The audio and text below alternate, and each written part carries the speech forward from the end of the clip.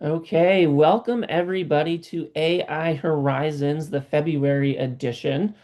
So, if you're just joining us for the first time, thank you. You are welcome here. This is a space where the Penn State community comes together monthly to chat about AI happenings across Penn State.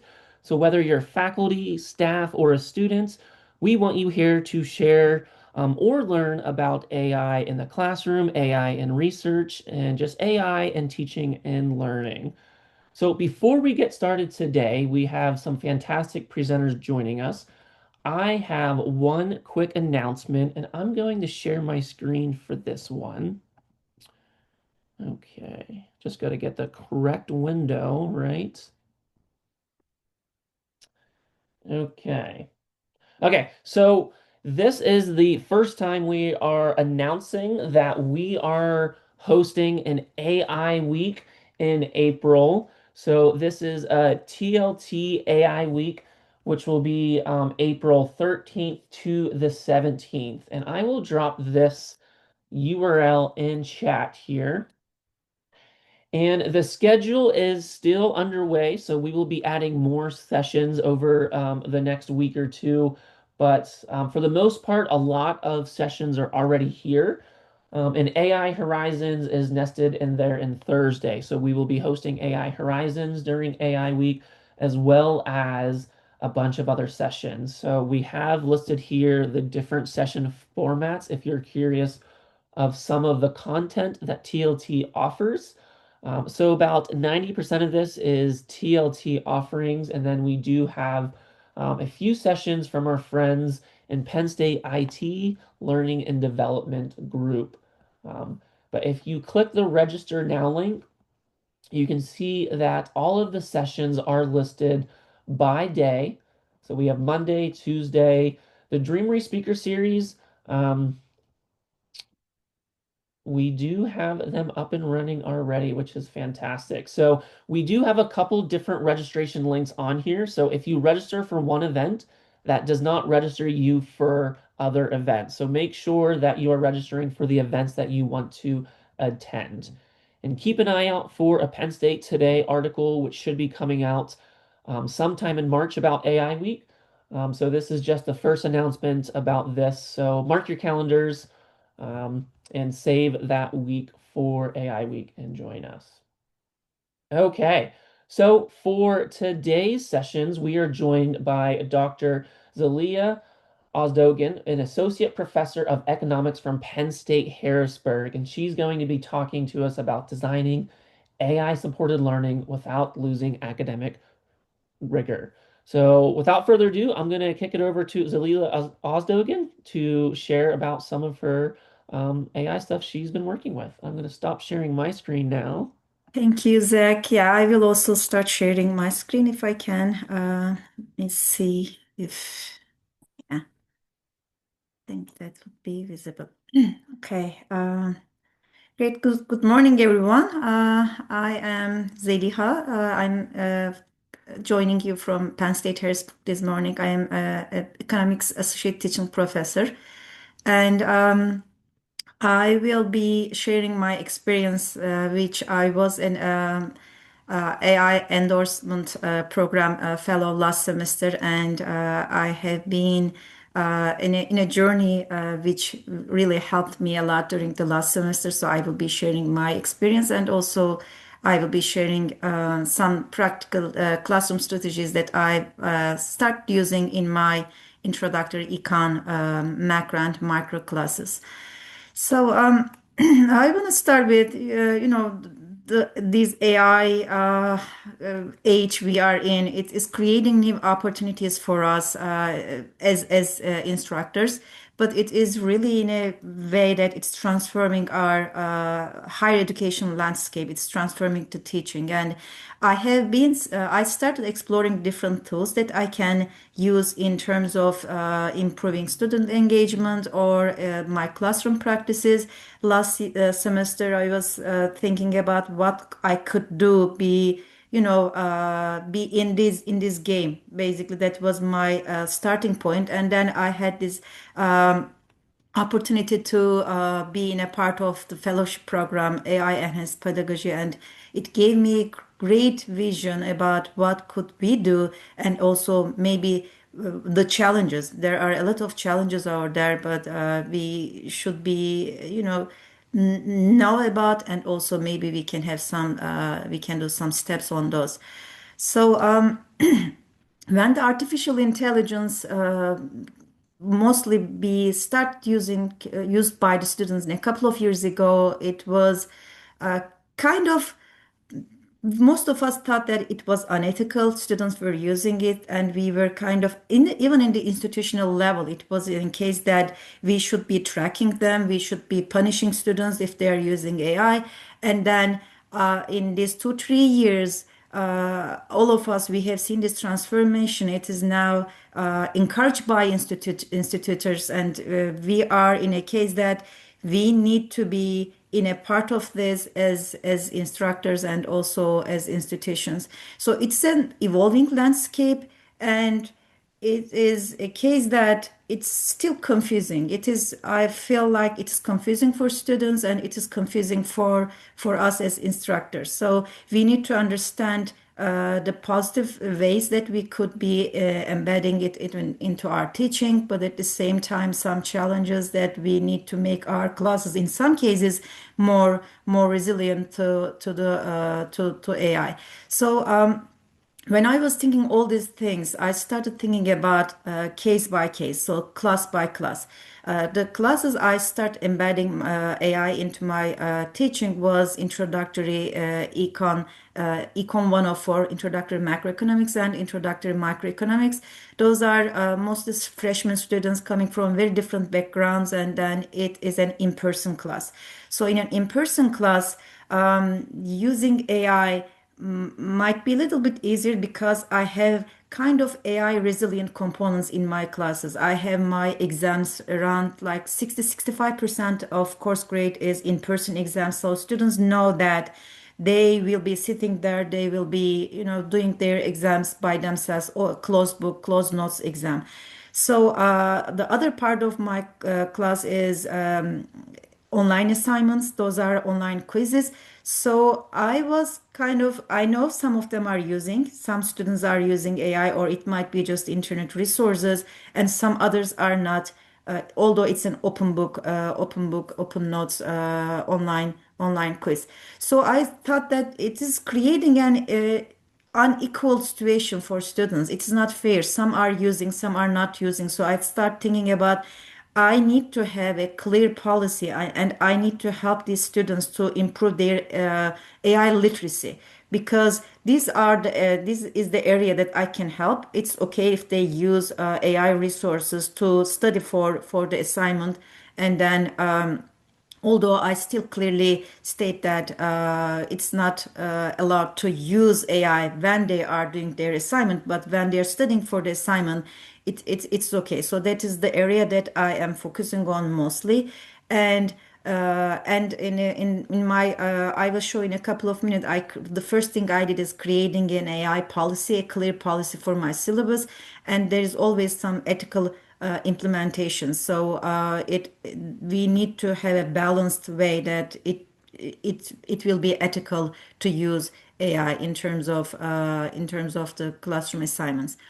So trying to embed some assignments in using AI, I thought started thinking about the critical thinking component of my classes. They are very analytical classes. Component, critical thinking is really important. So integrating AI into these teaching practices should be guided by an established pedagogical framework. So I start thinking about Bloom's taxonomy, that we all know this, the framework that classifies learning objectives into 6 cognitive levels.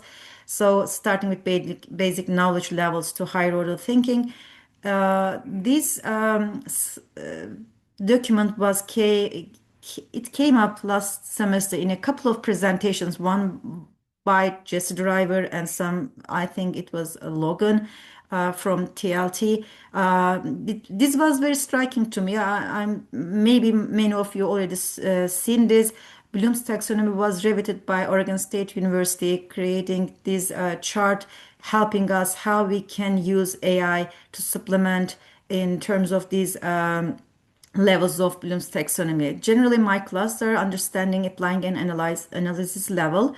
And this gave me some ideas about what type of assignments I could use in terms of adding AI, making it more productive. Because my philosophy in AI is basically AI should be supporting learning, supporting teaching. It should not be replacing their critical thinking. They should not be doing everything in AI, just decreasing their critical thinking levels.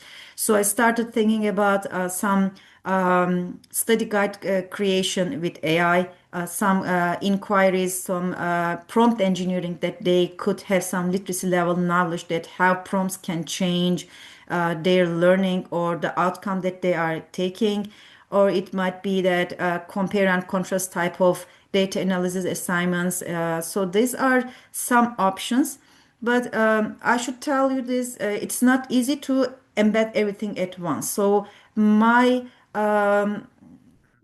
what I did is do it step by step. So start trying. I start with creating the policy, a clear policy, and then I started with one or two assignments. So each semester, I am, testing some things, trying to see, get some feedback from the students, and then continue with this. So sometimes it might be the case that maybe the assignment is not working, maybe it's not good, it is just not getting to the point that I want. So it will be a kind of testing and revising type of assignments, or it might be some other kind of materials that you are adding into your courses. So with the AI policy, let me share my AI policy. Basically, the AI policies, you could use different formats, but I use these icons, which is accessible on the Penn State website. So these neat icons helps me to what type of AI work is allowable and what type are kind of not permitted and some limited type of usage.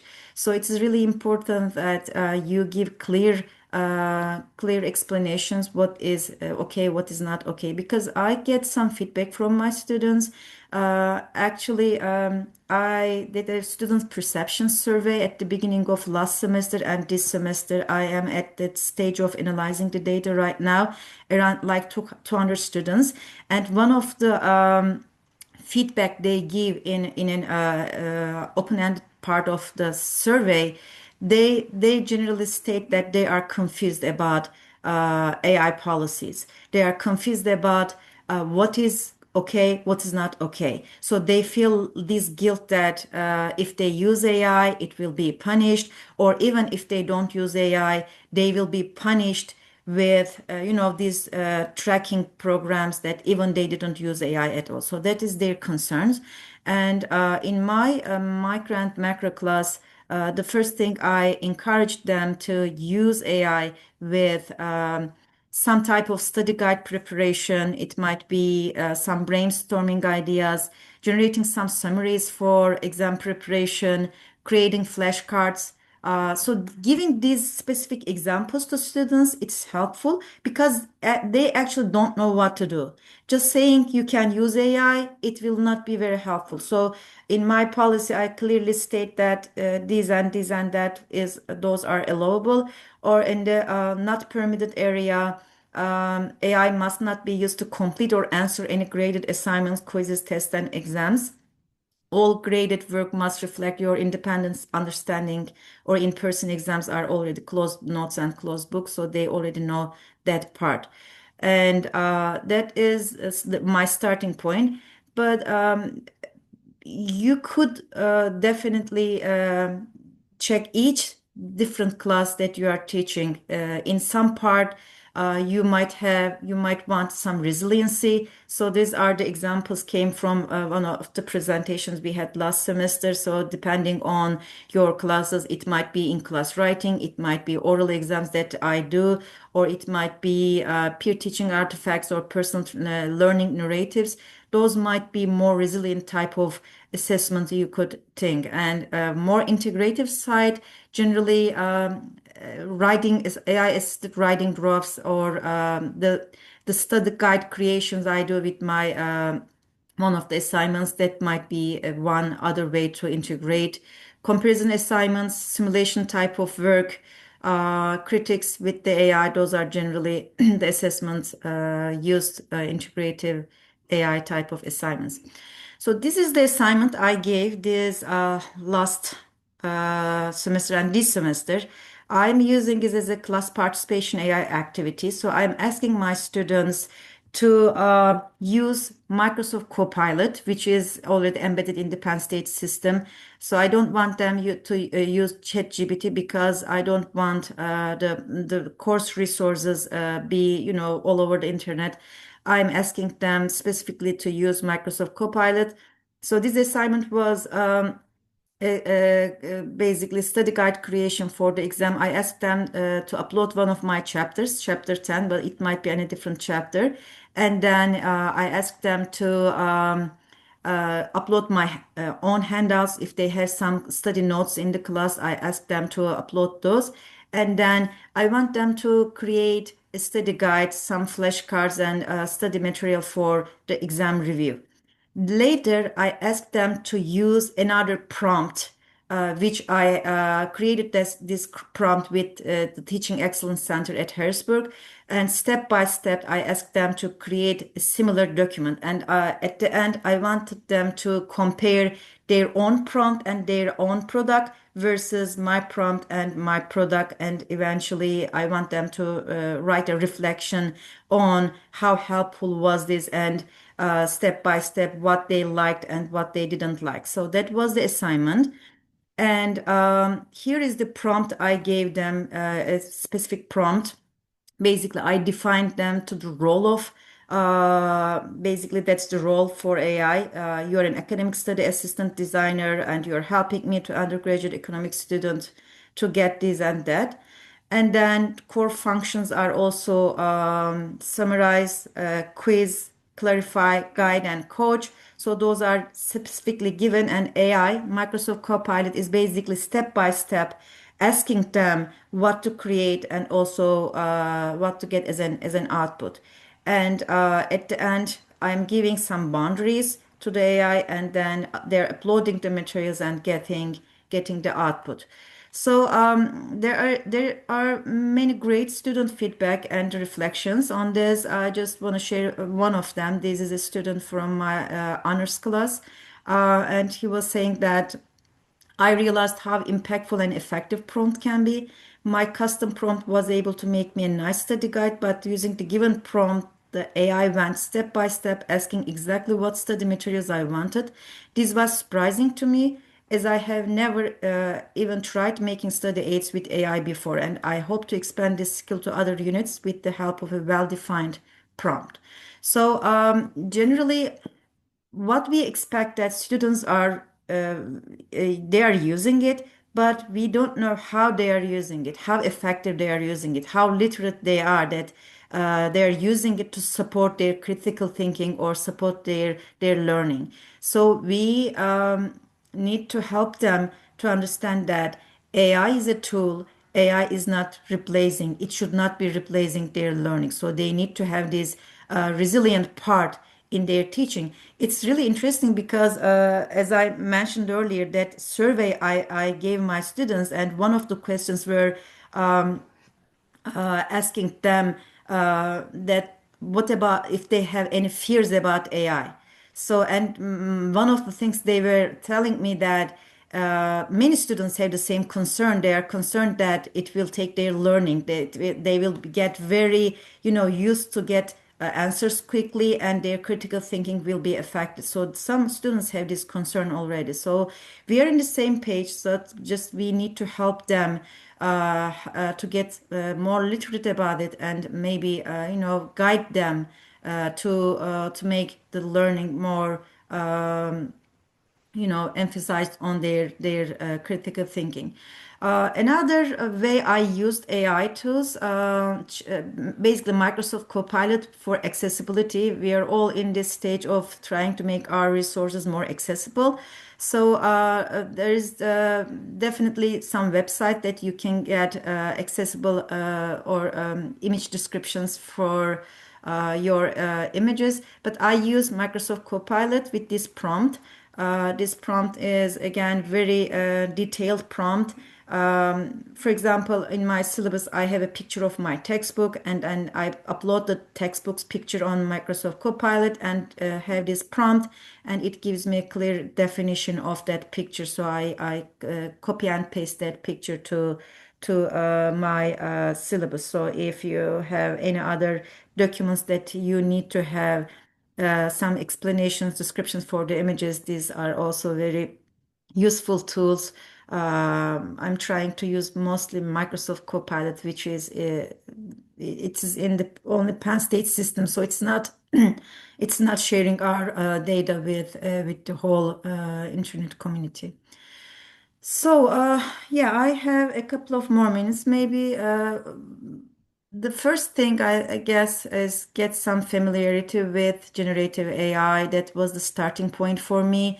So there is a huge resource base in Penn State. I feel we are lucky because Penn State is helping us with these endorsement programs or other kind of presentations. We have quite a bit resources. But for the students, it's always best to have some transparent expectation setting. That is the first thing. And it might be the syllabus statement, it might be the assessments. In my case, my assessments, online quizzes, they were all same each week. So 11 assessment, 11 weeks. So I did not put these icons one by one on Canvas. But if you have different assessments and some assessments, it's okay to use AI. In some assessments, it's not okay to use AI. You can put these icons on Canvas. Just when you are creating your assignment, you can make that explanation and you can have these icons assignment by assignment so they will know if it is okay to use some level of AI with that assignment or maybe it is not just allowed at all for that whole assignment so they will know what to do. And the last thing I want to maybe mention, engaging students with the discussion. It's really important. They are confused and they want to know what is ethical, what is not ethical. So they want to be in a case that they don't want to be punished using AI. So that is very important to engage and get some feedback from them. So the last point, just I wanna mention again the AI perception survey I did, and the data it is in an analysis phase. It's really interesting. The results are really interesting. So hopefully I will share this in another venue, but I ask them many things about how they are using AI, how familiar they are with the policies, perceived benefit, detriments, and also ethical awareness.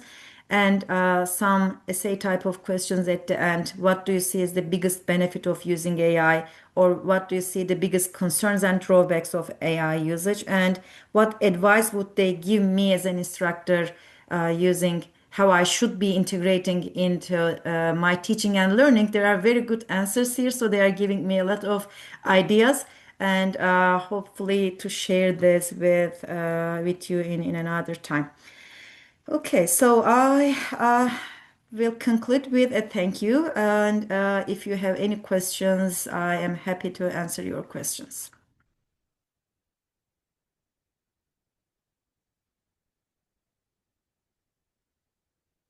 Thank you, Zalia. Do we have any questions for her presentation? Thank you. Okay, we had some great comments in chat about your presentation as well. And one thing I will, oh, we have a question here, raised hand from John Bueno Vesca. Yes, I thank you, Selena, for your presentation. It is very illustrative. It is awesome. to see how you can provide students with tools to help their learning. But I have a question in your practice. Mhm. The statistics said that 85% of college students use AI to solve their assignments, meaning to do the work they should not be doing. How do you draw the line? I mean, because you say, just use the icon. Yes, the icon works for the professor because we tell them, use it here, don't use it here. But in practice, do you see that they do draw the line? Do you see that they stop from using AI when they should not be using it, and they use it only when you tell them to use it? Yeah. So, honestly, I don't trust. So what I do is try to make some part of my class very resilient to AI. So that was an in-person class. So as I said, 65% is already in-person exams. So they know they will be sitting there and they will be doing this resilient part. They cannot use AI at all. So for the other part, I am testing, so I know some will be continue to use even when they are doing the assignment, and some others will not. So my assignments are to attempt, and even if they use or not, they will have the second attempt, and it's mostly more study purposes. So I am kind of okay if they use that one. But if I should tell you, if I'm teaching fully online classes during summer, and it's a bigger concern because I have the discussion forums, I have some other components, and I am trying to, it is the challenge, it is when I'm grading those discussions, I can feel where just this is how this is written, or it might be just a grammar check. There is no good way for me to understand if this was written by an AI or just student put an effort, a lot of effort. So I think this is the challenge now we are getting. It's evolving kind of a way that, especially for fully online classes, how we can make these classes more resilient to AI. It is a very great question that I don't have a very clear answer because in-person classes it's easier to put some resilient parts. Just you do a little bit more in-person assignments, exams, or written, even in-person written assignments in class. Just you can give some time to students, but fully online it might be some critique type of assignments. So you are asking students to do by themselves and then do the same thing with AI and reflect on that one or give some critique type of assignments. So that is one thing, but depending on the class, each class is different, assignments are different. So I think that is the challenge for instructors that we need to be thinking, putting some effort to try to make it more resilient. I feel like there should be some resilient parts. So that is my answer. I don't have a very clear answer for you, but that's what I think. No, my concern is because I feel like if I give the calculator to my arithmetic students and then I tell them not to use the calculator anymore, they're gonna feel frustrated because they say, you gave me the calculator and now you are taking the calculator away from me. Yeah. So that's why I'm And also, it can create some, inequality between the students because there is this tool, and some of them are using, and some of them are not using. So that will not be fair for all of the students. So that's another part of fairness, I guess. thank you. You're welcome. Thank you again. And I just wanted to connect some dots here. So Zelia showed in her slides a course policy on generative AI, which I think is fantastic. And if you don't have one as an instructor, I think it's something to consider or spend some time thinking about. And that is required in our TLT AI Provost endorsement, which I'm dropping the link here in chat, which Zelia Ozdalgan did mention. She did participate in and she did fantastic in. Um, but the generative AI course policy is a piece of that provost endorsement. And coming up during AI week, we will have a panel of four or five, I think four other faculty who have went through that provost endorsement, and I believe Andrea Gregg and Chi Dunsworth are both here who will be on that panel. So if you're interested in learning more about the provost endorsement or um, interesting course examples that can be integrated into teaching and learning, check that out during AI Week. So being respectful of time, we are going to move on and transition to our second presentation today, which we have three fantastic instructional designers joining us from three different colleges.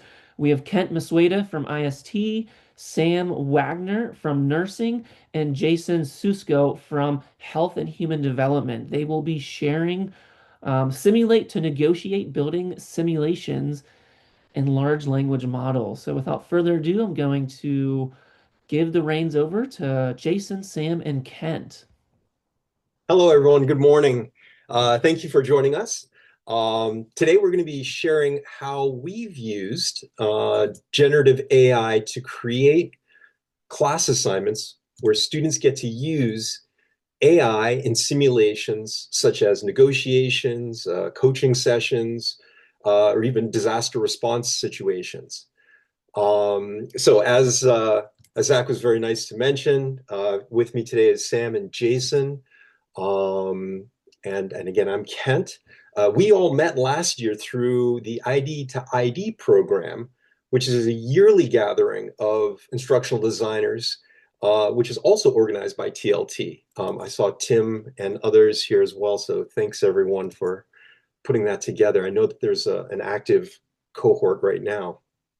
So anyway, through the program, we have opportunities to work together in ways we normally don't have a chance to. So at the time, I was looking for others interested in exploring how Gen AI might support the creation of simulation-based activities. And actually, there was a fourth person in our group, Lisa Burns from World Campus, but she's no longer with the university, so she's not going to be joining us today. But with that, I'm going to start by showing what we did with Lisa's project. If you don't mind, whoops. Thank you. So we worked on a custom GPT to practice real world skills like contract negotiations, ideally anytime, anywhere, and with instant feedback and guidance. So Lisa worked with the School of Labor and Employment Relations, where students traditionally practice bargaining with peers. But we saw an opportunity to expand that experience by using AI. So if you could move, thank you. We built a custom GPT that is called the Contract Negotiation GPT. I've got a link here. It may not be the most recent version, but this is the only one that we had access to at the time. Anyway, all a student needs to do is click on a provided initial prompt and the simulation will begin. The Contract Negotiation GPT is a simulator designed to practice the process of collective bargaining using AI. Each session begins with a scenario to establish sort of the context and stakes before the student chooses a role. And once they do, the GPT then acts as an opposing party, responding to the student's tone, their strategy, their proposals in the negotiation, and it continues until an acceptable agreement has been reached. And once that agreement has been reached and sort of concludes that part, the students can then request AI-generated feedback that highlights strengths, areas for improvements, and key negotiation strategies. And then, if I understood correctly, the students are then asked to reflect on all of that process, on, what was that negotiation like? What was that feedback like? Was it accurate? What did they learn from it beyond, what they were, what their interaction with the AI was? Yeah, so with that, I'm going to pass it on over to Sam to talk about the project that we worked on for his courses. Thank you, Kent. So all of these simulators that we're going to talk about today, all of these sort of case simulators, were sort of built with a similar complex prompt. So if we have time at the end, I'm going to show off the nursing variation of it, just so everyone can get a sort of idea of what it looks like in ChatGPT, in the custom GPT, if you're not super familiar with custom GPTs. But for when we were in the ID to ID program, we all worked a little bit. We worked in tandem, but we all sort of created our own product. So in this case, mine was a nursing case simulator. I had a little bit of background already in doing something like this as I was working with a faculty member to take a database of case studies that he had and mold it into sort of an unfolding case study that students would be able to, provide, input into, and it would eventually give them feedback on, how they did in that particular case. So the nursing case simulator that I worked on for ID to ID was sort of an evolution of that. So the idea is you would choose the type of patient and scenario that you would want to do. Then you would to create it. We crafted the complex prompt, and then one of the big takeaways that we had from ID to ID was one of our big sort of steps forward was we started to use AI to actually mold the prompt itself to get a better output for what we wanted. So we would do something along the lines of, okay, we tested it. It's not really giving us what we want. So at ChatGPT, how can we make this prompt better so that it will give us a better output, right? And it would give us, suggestions on how to improve the prompt. And that was one of our big breakthroughs and where we sort of made a lot of good changes in our own complex prompts in our simulators. So the nursing simulator, just to give you an idea of what it is, and like I said, I'll sort of show you an example at the end if we have time. But in this case, the scenario, a belligerent patient comes into the ER complaining of severe stomach pain. It would ask sort of a question. How would you de-escalate the situation and find out more information from the patient? And then it will give the learner, in this case, 5 opportunities. We played around with different numbers of opportunities to ask the patient questions, learn about their symptoms, try to de-escalate, and so on. And obviously you can create this type of thing with any number, with really any verification or with really any sort of different, scenarios or anything like that, right? And just quickly to touch on, this project has evolved a little bit. I took what I learned here, and we're actually working. I'm working with a couple of faculty members on potentially on a grant project where we've sort of moved it into patients who have dementia. So it was great to just sort of take what I had already worked on, and just all you have to do really is change the complex prompt and the information that you're training the custom GPT with, right?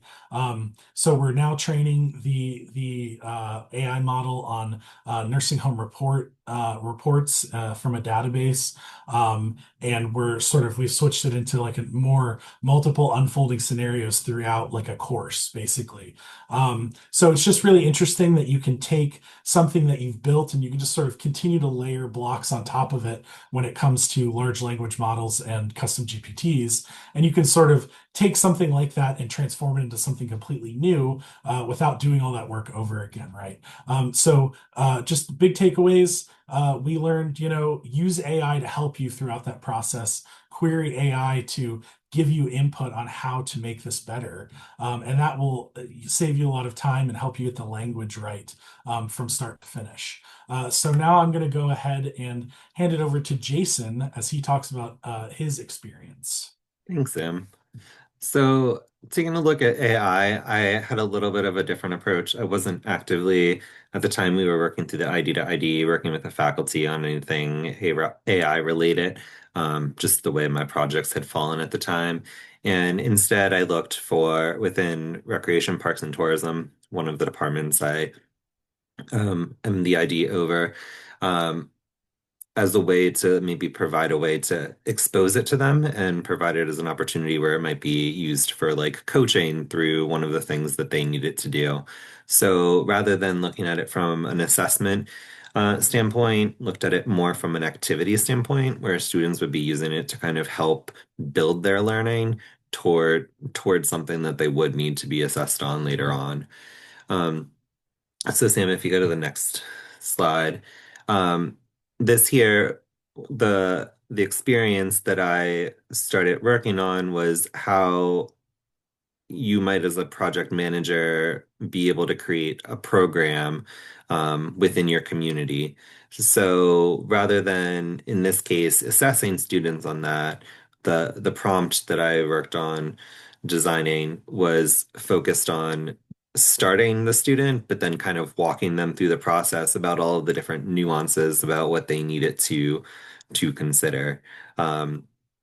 So this type of experience is something where I was learning the tool and being able to build some of the prompts. And now within the department, we're moving forward with thinking about how AI might be used for assessments or activities. So down the road here, now currently kind of in a spot where the department and I are working together to um, craft something that could be included from an assessment standpoint or from an activity standpoint. So kind of applying these now with like how the situation's going to be like crafted, whether it would be a custom GPT or a prompt that's put in for students to interact with. So taken some time with Ken and Sam and Lisa to build this and brainstorm like how it might be built to the point where it becomes something that's involved for the departments.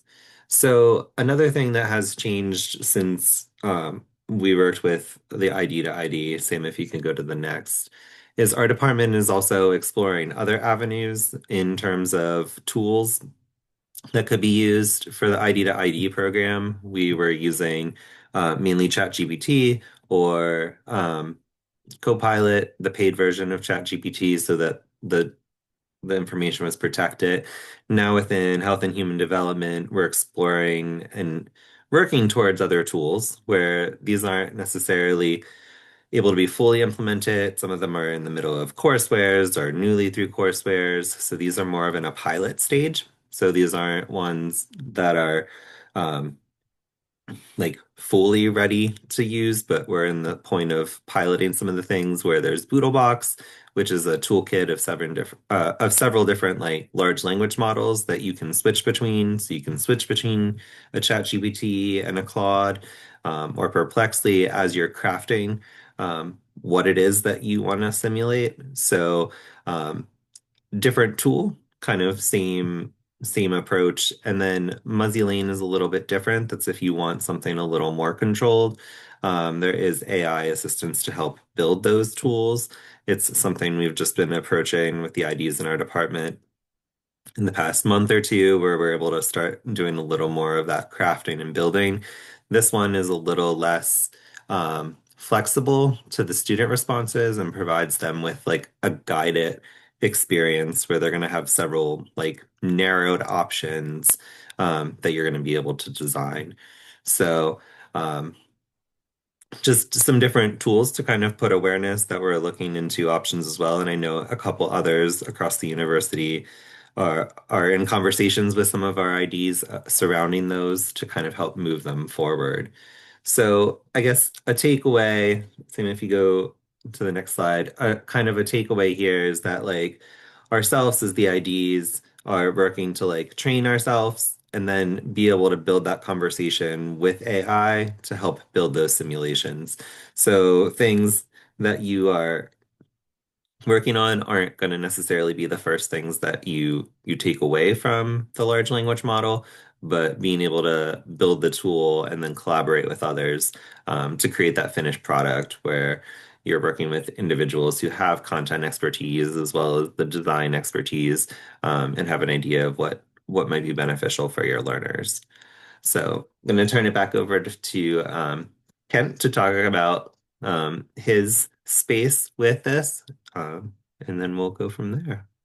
Yeah, actually, I want to just be very quick because I want to give some time to Sam to jump into the demo. Just wanted to mention that most of my effort was working on some of these other projects, but I did play around with a little bit of a sort of a proof of concept, working on a disaster simulation that could be useful in our security and risk analysis program here at IST or similar ones. So this is a long, it's a complex prompt that students could use. It's a little bit different than the custom GPT format that we were using uh, in other classes that we were working on. But I'll put the link in here also if you want. But I'll turn it back over to Sam if you want to go ahead and show what you Thank what you you. might have on your screen. So I'm going to go ahead and switch over to the custom GPT share here, and we'll just very quickly demo this for you. I know we're getting close to time here, but I will hop in here. All right. So this is one of the custom GPTs that we worked on while we were in our ID to ID. So as you can see, there's some very basic instructions here. So I'm just going to go ahead and start case here. And this was sort of more for specifically a, uh, a specific nursing course. So it is focusing on a very specific sort of information here. But as you can see, we get our case update. It's been told, ChatGPT has been told to always give it in this format, but to change the patients around and use different information here. So as you can see, it gives us past medical history, it gives us their complaints, history of illness, so on and so forth. And then it gives some query questions to students to sort of get them thinking about what they need to try to do. So I'm just going to go ahead and do request blood work here. And we'll go ahead and query it with that. So as you can see now, we've moved on to step 2, and we've requested some new laboratory panels here. And as you can see, it goes down through the system here and gives us all of this new information, as well as more information about family coming in. It's really quite robust in the amount of info that it gives students to work with. And as you can see now, based on the last question we asked for the blood work, it has changed the sort of prompt questions that it gives to the student. So now it's giving them, a different sort of questions, and we can continue on, prompting it for more information, requesting more testing or something like that.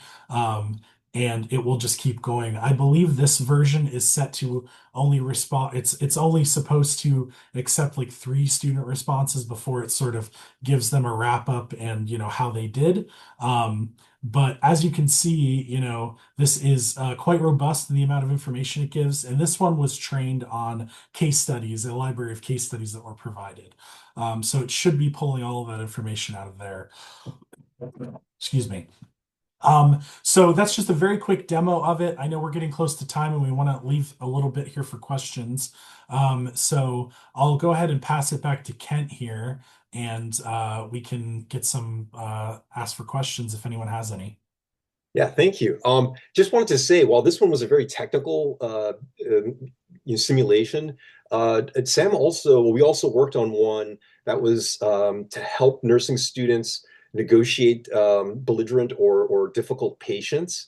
And I clearly remember a session where Jason, Sam, and I were participating as sort of a single, we were all kind of collaborating on as a single nursing student in response. And it was much more organic, what you might imagine being in an actual patient room. And I remember at one point, we're just not getting anywhere. And Jason was like, I can't remember how he did it actually now, but he keyed into the fact that maybe this patient, or maybe the patient had a military background, and made a connection, that we knew someone, and it totally changed the dynamic with the patient. So it was really kind of neat to to have that kind of interaction with the simulation. Yeah, so Yeah, Kent, the oh patient yeah. was just like it wasn't going anywhere with everything we said. They're like, yeah, I don't want this. I was like, okay, so what do you want? Like, just tell us. And then the patient like was like stunned at the like abruptness of our response. And then it like started changing course. Thank you. That's right. That's right. Thanks for the reminder. Yeah, so anyway, in the remaining time we've got, we'd love to hear some ideas, some questions, inspirations from you.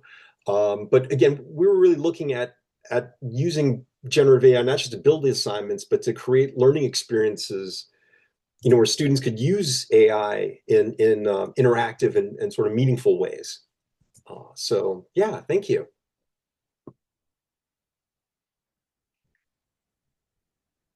Thank you, And Kent, Sam, and Jason. I'm sorry, Kent, I cut you off there. oh no, no, no. I was just saying I should look back through the chat here and see if there's something I missed. Oh yeah. Thank you for sharing such great, interesting AI projects. I love to see the simulations. We're seeing more of those pop up, and I think there's great value in providing um, those AI simulations, which can be experiential learning provided to our students that are accessible and ready, like right then and there. Do we have any questions for Kent, Jason, or Sam, or our first presenter, Zalia Ozdogan, as well? Looks like Jen Wright has a question in chat. Once students interact with the simulations, what did you have them submit? And did you tie it to any assessment or grade in the course? I can answer this one because we did use a version of this in a nursing course. So essentially, the way that it was used by the instructor was as a sort of like roundtable discussion. So he moderated it and would seek feedback from the students. They would sort of get together as a class and say, okay, this is how we think we should respond at this step. And then he would input it. And this is, we didn't have this was pretty early on. This was a while back. So none of the students had to create ChatGPT accounts or anything like that. It was only the instructor inputting information. And basically, what he had them do was after that interaction with the case studies, he had them write their opinion on how realistic they thought that the AI was, how they thought that their responses went, and it was sort of a great in-class discussion generator, and gave them a chance to work with the simulation and understand AI a little bit more. So the feedback was basically just like a discussion board post in the end, where he had them sort of give their ideas about how well it went and what they thought, and it worked pretty well.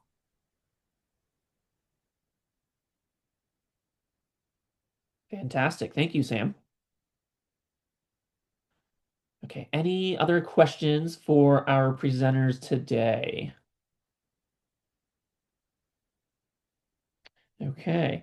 Well, if not, I will just wrap things up here. There's a question in chat that I'd like to call out. It's not for a specific presenter, but I feel like it's more for the AI Horizons community. Dixon asked, do we see Penn State bringing in their own AI solutions, or is it going to be based on the individual group finding their own tools? So we answered this in chat, but if you're not following chat, I just want to reiterate that a plan was revealed last month in the AI Horizons session by Crystal Ramsey. So you're welcome to go back and watch that recording. But quick answer, it is called Nebula One, and we are working to bring someone from Penn State IT into a future AI Horizons meeting just to reveal more information about what that is, how to use it, and get a timeline going. But we're still working on that, so keep your eyes peeled for more information about Nebula One. And just to recap some early announcements that I made in the beginning for folks who weren't here, TLT is hosting an AI week in April. I will include the chat again once I send out or post the recording for today's session in Teams.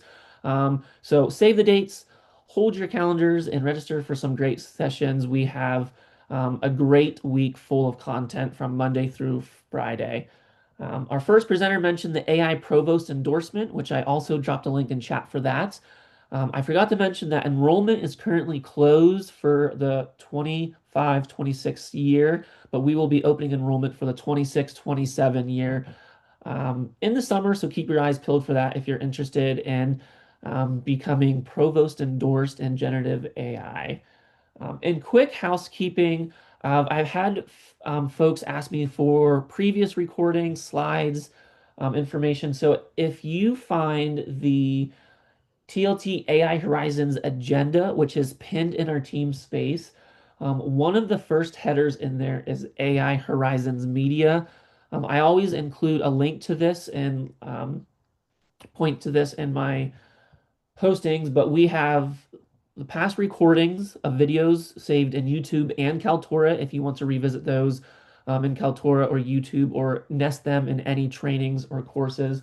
We also post the Zoom chats in a folder and the Zoom AI summary. So this is interesting if you ever want to go back.